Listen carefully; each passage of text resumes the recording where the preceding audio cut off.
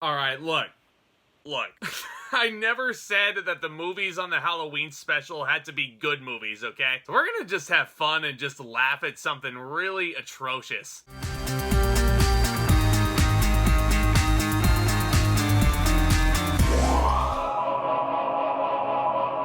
Grim times are ahead if you watch The Haunted Mansion. Anyhow, my friends, yeah, this review has already gone off the rails, but welcome back to the Halloween special. Today, you see the title of the video, we're looking at 2003's iteration of The Haunted Mansion, which is of course based around the famous ride at the Disney theme parks. This came out the same year as Pirates of the Caribbean, The Curse of the Black Pearl, which, as you all know, I think is an instant classic. It's one of the greatest adventure movies I think ever put to the screen. And this stinker was directed by Rob Minkoff, who, if that name doesn't sound familiar, maybe the title of The Lion King will? Yeah, he directed that Disney instant classic, and he also directed a little movie called Stuart Little, which was a big part of my early childhood. And it stars the one and only Eddie Murphy in this as a real estate agent. I mean, that's just box office draw right there. So Eddie Murphy is a workaholic real estate agent, and he's accused by his wife Sarah of neglecting their 2 children, so he takes the family on a little weekend getaway. And along the way, the family stops off at Gracie Manor, a sinister mansion that Jim has been asked to sell, only to discover that it's haunted by its master, his stern butler Ramsley, along with 2 other servants who need some help breaking a curse. And yeah, you know, there's a bunch of zombies in the house and spiders and, you know, it seems like the Haunted Mansion. But let me clear something up real quick. My buddy Jacob Hubbard over here on YouTube recommended that I talk about this movie on this playlist, and my friend, thank you so much for putting me through some hell today. Actually, no, it was actually a really fun time. Here's my thing about The Haunted Mansion. He reviewed this movie last year on his channel, and you should definitely check out his video. Here's my thing though. The Haunted Mansion, let me just be clear from the get-go.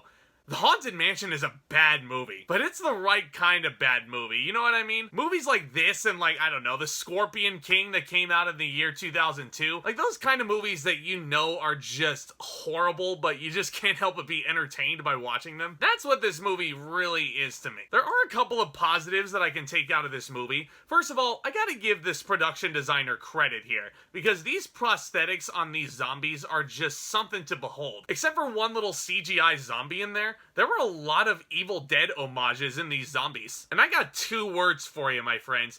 Terence fucking Stamp. This dude as Ramsley steals the whole show. He is just so ominous and foreboding with this voice that he uses. And there's no way your wife can escape, Mr. Evers. No, but Terence Stamp really does look like he is having a blast with this movie. Even though this material is just downright ridiculous. What with the way the curse has to be lifted with the wife going through this ceremony with the ghostly master of the house. Despite its ridiculousness, Terence Stamp is taking this completely seriously. Almost like a farce in a way. And you know what? Mad props to him. Well done. Also, shout out to the barbershop quartet of busts that are singing random phrases Eddie Murphy is telling his children outside. It's the stupidest little thing, but I just couldn't help but chuckle at it a little. But let me tell you a few reasons why The Haunted Mansion doesn't work as a movie. Number 1 is the casting of Eddie Murphy. Now here's my thing. I love me some Eddie Murphy. There was a point where this guy ruled the motherfucking planet. Huge success as a stand-up comedian. If you've never seen Eddie Murphy perform stand-up, go watch Delirious. Go watch Raw. This is a raunchy man. And then after he had a big hit as Donkey in Shrek, his career sort of took a downward spiral with a little movie called Daddy Daycare, and then another little movie, of course, called The Haunted Mansion. It just feels like he's so out of place here. Now, he's trying to sell every bit of this salesman pitch right here, no pun intended, with that shit-eating grin all the time. And it looks like he's having a lot of fun, too. I'll give him credit where it's due. But putting Eddie Murphy in a Haunted Mansion movie is like trying to put Will Ferrell under a Batman cowl. It just doesn't work, okay? Speaking of casting that doesn't work, let's talk about Jennifer Tilly. Oh boy, let's talk about Jennifer Tilly. Now, I think she's really funny as well. Nothing on Jennifer Tilly as a performer.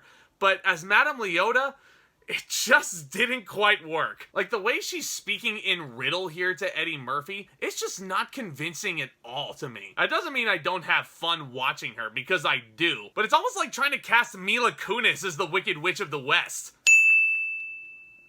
Damn it!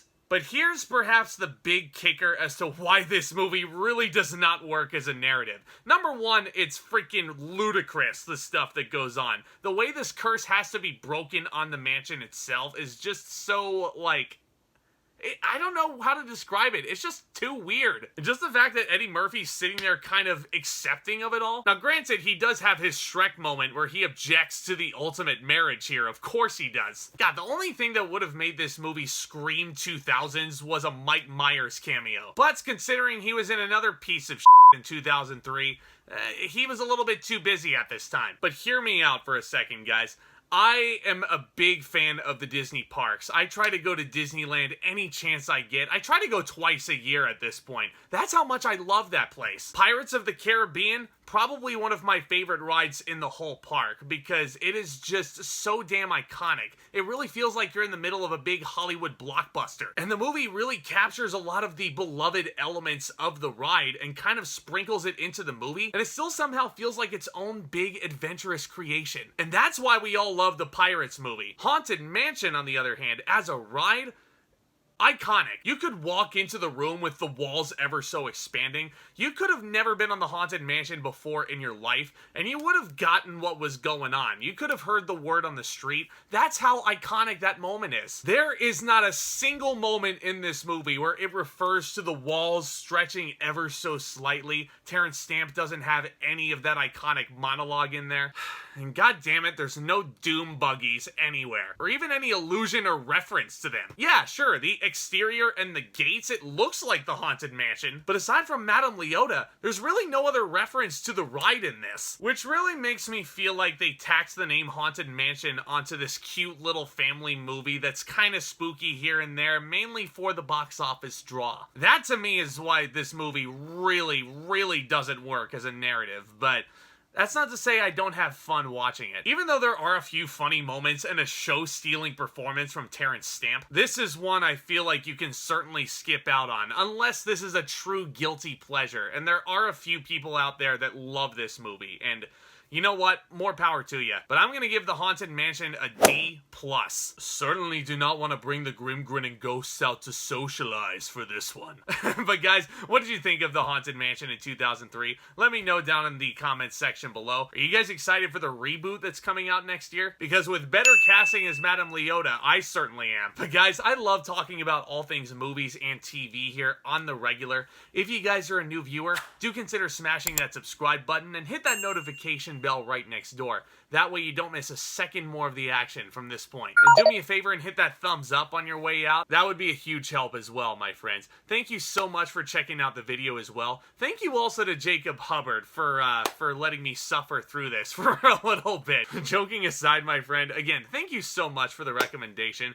Next up on the Halloween special, so many of you guys were asking me to review Trick or Treat, so that's exactly what we're gonna do. We're gonna stay in the 2000s. We're gonna talk about Trick or Treat next time. And of course, I've got a bunch of new releases to look at, like Black Adam. Ticket to Paradise, I believe, comes out this weekend, which looks like a very cute little movie. All that and much more to come, guys. Y'all are the best. Thank you all so very much again for tuning in. And with all that being said, back talk commence.